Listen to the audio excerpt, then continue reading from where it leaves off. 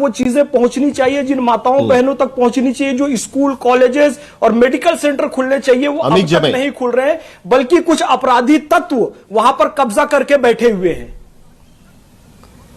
जी, मैं जरा वो आंकड़े भी आपको दूंगा, क्योंकि आज ही पार्लियामेंट में सरकार ने वो नंबर्स रखे हुए हैं कि कितनी प्रॉपर्टीज पर इलीगल कब्जा किया गया है, उसके नंबर्स भी मैं आपको दूंगा। लेकिन अमित जमई जल्दी से देखिए वो क्या कह रहे हैं कि तुष्टीकरण की राजनीति के लिए किया जा रहा है। जगदंबिका पाल भी वही कहने की कोशिश कर रहे थे। साहिल भाई देखिए, भारत की संसद में आज आदरणीय डिंपल यादव साहिबा ने और हमारे धर्मेंद्र यादव जी ने, हम लोगों ने बहुत साफ कह दिया कि पूरे देश में जो ये बिल अब जो लागू होने वाला है, समाजवादी लोग इसके बहुत सख्त खिलाफ है। दिल्ली की जो जेपीसी थी जिसमें जगदम्बिका पाल साहब आए थे, तो बतौर स्टेक होल्डर हम भी उसमें शामिल हुए थे। साहिल भाई, आपको हैरत होगी कि 97% जो स्टेक होल्डर्स थे उसमें कोई भी बात ऐसी इसमें रिफ्लेक्ट नहीं करती है कि जो ये कही जाए कि जगदम्बिका साहब ने जो मेहनत करी है उसका कोई मतलब था। वो नॉन स्टेक होल्डर जो बार एसोसिएशन, आरएसएस की जुड़ी हुई, विश्व हिंदू परिषद से जुड़े हुए लोग, उनको इनवाइट किया गया। मेरी जो सबसे ज्यादा इस बात में ऑब्जेक्शन हमेशा से रहा है कि तिरुपति मंदिर में या राम मंदिर में, अयोध्या में या गुरुद्वारे में किसी नॉन सिख का, नॉन हिंदू का क्या काम हो सकता है? किसी मुसलमान का अयोध्या जी के ट्रस्ट में क्या काम हो सकता है? भाई मुसलमान हैं, अपने तरीके से अपने धार्मिक कार्यों में उसको वो चला रहे हैं, उसका एक एक्ट है। अटल बिहारी वाजपेयी साहब 2 बार प्रधानमंत्री रहे, उसी एक्ट नॉन मुस्लिम है नहीं ना, हटा दिया ना उन्होंने, जो है इनकरेज किया। मैं आपसे नहीं, मेरा ये कहना है कि हटा दिया ना उन्होंने। जो ये पूरा जो बिल लाया गया है, ये सीधे सीधे, मैं साहिल भाई बता रहा हूं, गृहमंत्री जी हमारे जो हैं आजकल बहुत बड़े बड़े काम कर रहे हैं। वो जितनी एनिमी प्रॉपर्टी है उसको बिचवाने का काम कर रहे हैं अपने मित्रों को। हमें उससे परहेज नहीं है। एनिमी प्रॉपर्टी सरकार के पास है, आप उसको बेचिए, होटल बनाइए, बिल्डिंगें बनाइए, बिल्डरों को बेचिए, कोई दिक्कत नहीं है। लेकिन अखिलेश जी ने, हमारे नेता ने, जो सबसे पहले दिन जो बात संसद में बोली थी वो ये है कि जो सरकार के मित्र बिल्डर हैं उनकी निगाहें सीधे सीधे वक्फ बोर्ड की जमीनों पर है।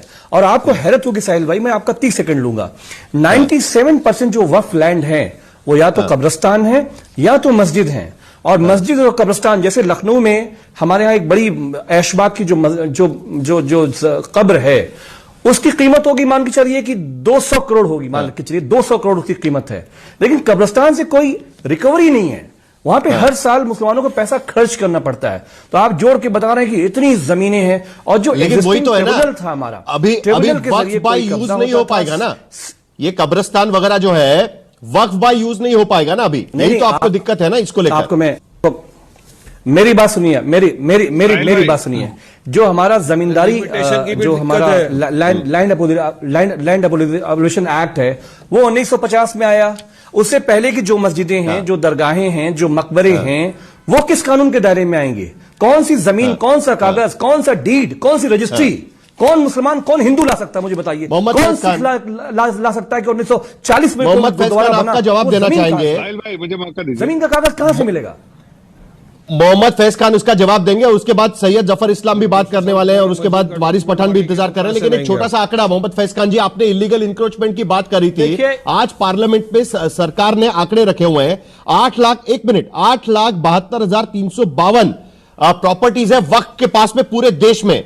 उसमें से 994 प्रॉपर्टीज सरकार का कहना है कि इलीगली इनक्लोज्ड है। अब आंकड़ा आपके सामने है, पार्लियामेंट में सरकार ने आंकड़ा रखा हुआ है। मोहम्मद फैज खान जी बिल्कुल, हम यही कह रहे हैं कि जो इलीगल चीजें हैं, जो इंक्रोचमेंट है, उसको दूर किया जाना चाहिए। हम पहले भी कह चुके हैं।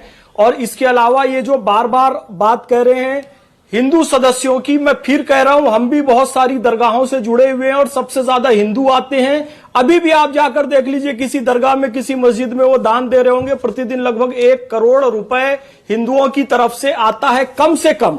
तो यदि कोई हिंदू सदस्य आ जाता है तो उसका भी स्वागत और सम्मान करना चाहिए। और ये जो अवैध कब्जे वाली बात है, अवैध कब्जा दूर होना चाहिए। कुछ चंद लोग हैं, उसमें यहां पर बैठे हुए भी लोग हैं, जिनका लाभ इन लोगों को पहुंचता है। 8 लाख में से 994 प्रॉपर्टी से कलेक्टर की निगरानी में चीजें आ रही हैं। 2 महीना एडवोकेट फैज, हाँ, तुम वकील नहीं हो, तुम मुनाफिक हो। ठीक है ना, तुम मुनाफिक हो, तुम वकील नहीं हो, तुम मुनाफिक हो। आई एम आरएसएस के अरे बदतमीज बदतमीज बदतमीज तुम्हारी किसी बात की हैसियत। अरे पाकिस्तान का दलाल है, तू पाकिस्तान का दलाल है, भाग यहाँ से। आरएसएस चलिए आवाज दोनों का कम करिए, ये इस तरीके की भाषा नहीं चलेगी इस देश में। कोई किसी चलिए हटाइए, ये ठीक नहीं है। वारिस पठान, आपकी भूमिका थी, आप कुछ कह रहे थे, उसके बाद अखिलेश प्रताप सिंह और आखिर में सैयद जफर इस्लाम इस सब का जवाब देंगे। जगदम्बिका पाल को आप भी सुन रहे थे, उनका कहना है कि ये तुष्टीकरण की राजनीति, ये जो बोल रहे थे ना अभी, ये जो बोल रहे बिल्कुल तुष्टीकरण तो हो रहा है, लेकिन बीजेपी कर रहा है ना तुष्टीकरण। वो क्या कर बताना चाहते हैं, उनकी नीयत आप देखिए। साहिल क्यों लाने की जरूरत थी आपको? क्या हिंदू एंडोमेंट बोर्ड के अंदर आप किसी गैर हिंदू को रखेंगे, क्या नहीं रखेंगे? क्या गुरुद्वारा कमेटी के अंदर आप किसी को रखेंगे, नहीं रखेंगे? तो मुसलमानों के अंदर इनको क्यों घुसना है? क्योंकि अब कलेक्टर डिसाइड करेगा कि ये जमीन वक्फ की है, ये जमीन वक्फ की नहीं है, किस तरह से फैसला होगा। अच्छा ठीक है, इलीगल अतिक्रमण अगर कोई है वहां पर, जैसा कि यूपी में कहा कि माफिया बैठा था, तो इतने सारे यूपी की सरकार क्या कर रही थी, माफिया को हटाया क्यों नहीं? और अगर इलीगल अतिक्रमण है, आप जाएंगे उसके बाद, अगर वहां पर फैसला नहीं होता, कोर्ट्स पड़ी है ना वहां पे। नहीं, कोर्ट काय के लिए बनी? आप अपील फाइल कर सकते हो कोर्ट के अंदर जाके। मगर सरकार को ये सब बाईपास करके एक ही चीज है कि नहीं, ये बीच कलेंड है। अब वक्फ बाय यूजर का क्या करेंगे आप? अच्छा, लिमिटेशन का हिंदू एंडोमेंट बोर्ड में नहीं, गुरुद्वारा कमेटी में नहीं, कहीं भी नहीं, यहां पर लिमिटेशन का पैक्ट लगा देते हो, तो क्या डिस्क्रिमिनेशन नहीं है? क्या यह असंवैधानिक नहीं है? इसीलिए हम लोग बोल रहे हैं टोटल असंवैधानिक बिल है। नीयत के ऊपर टोटल इनकी मंशा हमारी ये कि इनकी नीयत पूरी तरह से खराब है। हमारे यतीमों का, मिस्कीनों का, हमारे मदरसों का, हमारे कब्रस्तानों को हड़प करना, इनकी नीयत में यही बात है। साफ बात ये वाली बात है। वरना सैयद जफर इस्लाम जल्दी से, और उसके बाद सैयद जफर में जा सकते हो, क्या जरूरत है ये सब करने की? वारिस पठान की आवाज नीचे कीजिए। देखिए वारिस भाई, आप लोगों को गुमराह मत कीजिए। पहली बात, सब लोग जानते हैं कि आप लोगों को मुस्लिम समाज को वर्गलाना आपका काम है, उनको कहीं ना कहीं उत्तेजित करना आपका काम है, लेकिन हकीकत से दूर है। मैं बार बार कह रहा हूं, और स्वयं गृह मंत्री जी ने कहा कि आपके डिसेंट जो भी नोट में, हमें कोई आपत्ति नहीं, आ जाए उसमें कुछ जो और भी ऐड करना चाहते हैं, आपके दिमाग में भी कुछ आ गया वो भी ऐड कर दीजिए, कोई दिक्कत नहीं है, हमें कोई आपत्ति नहीं है। ये तो साफ साफ कह दिया गृह मंत्री जी ने। लेकिन हमारी मंशा क्या है? हमारी मंशा है कि गरीब आदमी की प्रॉपर्टी, वो गरीब मुस्लिम समाज के लिए है। आज मुस्लिम समाज को आप देखिए, उत्थान ही नहीं हो रहा है। इसी सरकार ने उत्थान किया है कि सब गरीब, जितने वेलफेयर स्कीम है वो गरीब समाज के लोगों को मिल रहा है। पिछली सरकारों ने देख लीजिए, सचर कमेटी रिपोर्ट मिलता ही नहीं था।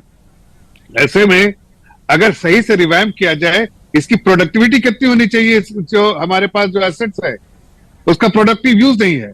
अगर प्रोडक्टिव यूज हो तो जितने मुस्लिम समाज के गरीब लोग हैं उनको बहुत बड़ा फायदा होगा। और वही मंशा है सरकार की कि अनप्रोडक्टिव लोगों को फायदा होगा। अखिलेश प्रताप सिंह जी, प्रोडक्टिव एसेट्स है और इसका फायदा मुस्लिम समाज के गरीब लोगों को होना चाहिए। 295 पेजेस है आपके डिसेंट के पेजेस, उसमें ऐड किए गए एनेक्सचर में।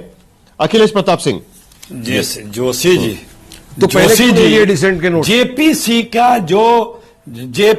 का जो मैंडेट है, जो प्रोसीजर है, जब वही नहीं फॉलो किया गया तो यह जो प्रोड्यूस किया गया है पार्लियामेंट में बिल, ये खुद ही जो है प्रोसीजर जो फॉलो नहीं हुआ तो ये वैलिड नहीं है, संवैधानिक नहीं है, ये फिर से भेजा जाना चाहिए।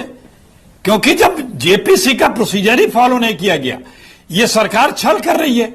मैंने आपको बताया, दोहराने की जरूरत नहीं है कि बाद में जब प्रेशर बना तो एक एनेक्सर ला दिया, वो भी ब्लर किया हुआ है और ब्लैक किया हुआ है। फिर गृह मंत्री जी कह रहे हैं कि हम तैयार हैं, जो आप कहते हैं। फिर आप जेपीसी की जो भूमिका होनी चाहिए, समुदाय के भी कुछ लोग कह रहे हैं कि ये बिल आना चाहिए, तो किया नहीं। बाद में वो लोग ने कहा, अरे भाई, बिल का विरोध तो कोई नहीं कर रहा ना, आप बिल बनाइए ना, लेकिन नियमानुसार तो बनेगा कोई बिल, कानून और बिल संबद्ध तो बनेगा कोई बिल। आप हाईकोर्ट, सुप्रीम कोर्ट की रूलिंग को भी दरकिनार कर दिए, जिनका कोई नॉन स्टेक होल्डर्स को आप तवज्जो दे रहे हो। जो कमेटी में लोग हैं उनकी सुनी नहीं रहे हो। तो कमेटी का मतलब क्या हुआ? जेपीसी के अंदर की मैक्सिमम नॉन स्टेक होल्डर्स का ही उसमें वो लिया गया है। इसी तरह बिल बनाना हो तो करिए। देखिए ऐसा है, आखिरी 30 सेकंड में मेरे पास जफर इस्लाम जी, नॉन स्टेक होल्डर्स को आप क्यों ले रहे हैं? जिनका समस्या है उनको लेके आइए जेपीसी के सामने, यही तो विपक्ष कह रहा है। तवज्जो दिया गया है। नहीं, बिल्कुल हम चाहते हैं कि जितने भी स्टेक होल्डर है, और आपको बताया जगदम्बिका पाल सिंह जी ने कि हमने सारे स्टेक होल्डर से बात की है, खवातीनों से बात की है, मुसलमान तंजीमों से बात की है, झूठ बोला। मुस्लिम तंजीमों से बात की है, और सभी लोगों से, बदर से, बोर्ड से, इससे जफर सबसे भाई, बात किया है। जफर भाई से एक सवाल। हाँ बोलो भाई। तो मेंबरों वक्फ की बोर्ड बात के तो आप आप डिलीट सबका कर बहुत दे बहुत रहे हो, शुक्रिया। उसमें मेरे पास समय खत्म हो चुका है। जगदम्बिका पाल जो जेपीसी के चेयरमैन थे, उन्होंने भी अपनी भूमिका रखी थी। 622 पन्नों की ये रिपोर्ट उन्होंने पेश की है, लेकिन फिर भी पार्लियामेंट में तकरार खत्म होने का नाम नहीं ले रही। अब ये तकरार कहां तक जाती है, इस पर हमारी नजर बनी रहेगी। दंगल में फिलहाल मेरे साथ बस इतना ही। एक छोटा सा ब्रेक लेंगे।